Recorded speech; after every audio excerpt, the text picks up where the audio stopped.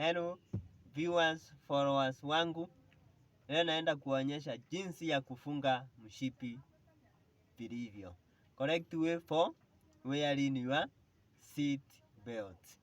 Unapaswa kushika mshipi wako using your left hand. Kwa nini? Inaendanisha na mwili yako vizuri. Mbona usitumie right? Right unaweza enda kushika upato na muscle pull.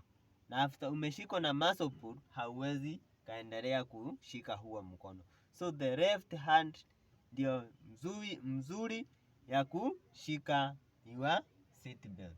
So use your left hand to hold or to pull your seat belt.